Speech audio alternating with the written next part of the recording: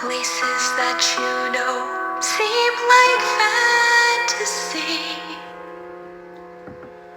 There's a light inside your soul that's still shining in the cold, with the truth, the promise in our hearts.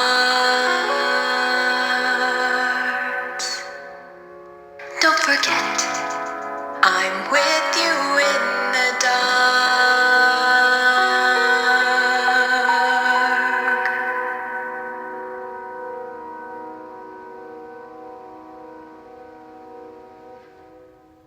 Sometimes Percy takes stone trucks to the other end of the line. There he meets engines from the other railway. One day Henry wanted to rest in the shed, but Percy was talking to some tank engines. It was raining hard. Water swirled under my boiler. I couldn't see where I was going, but I struggled on. "Oh, Percy, you are brave." "Well," said Percy modestly, "it wasn't anything, really. Water's nothing to an engine with determination." "Tell us more, Percy," said the engines. "What are you engines doing here?" hissed Henry. "This shed is for the Fat Controller's engines. Go away." "Silly things," Henry snorted. "They're not silly." Percy had been enjoying himself. He was cross because Henry had sent them away. "They are silly, and so are you. Water's nothing to an engine with determination." "Pah!" "Anyway," said cheeky Percy, "I'm not afraid of water. I like it." He ran away singing, "Once an engine attached to a train was afraid of a few drops of rain." Percy arrived home feeling pleased with himself. "Silly old Henry," he chuckled. Thomas was looking at a board on the key. It said, "Danger." "We mustn't go past it," he said. "That's orders." "Why?" "Danger means falling down something," said Thomas. "I went past danger once and fell down a mine." "I can't see a mine," he said.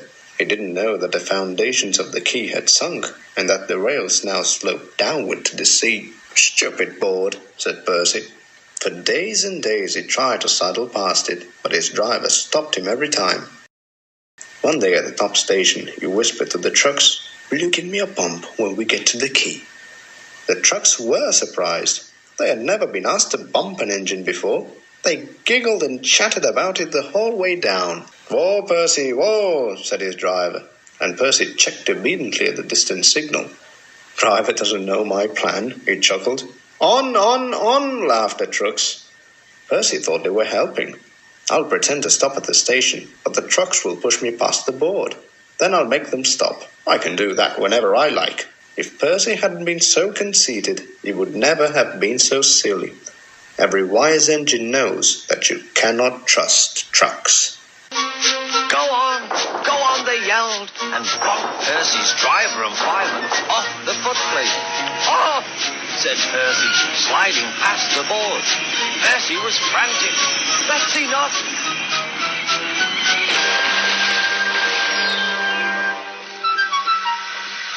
Once on the slope, he tobogganed helplessly down, crashed through the buffers, and slithered into the sea. The foreman borrowed a small boat and rowed the Fat Controller round.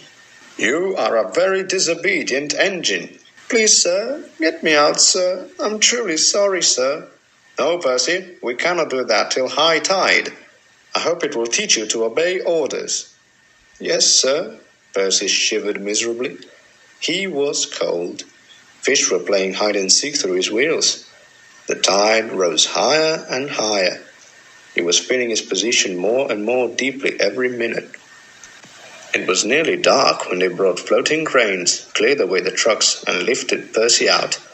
He was too cold and stiff to move by himself, so he was sent to the works next day on Henry's goods train. Well, chuckled Henry. "Did you like the water?" "No." "I am surprised. You need more determination, Percy.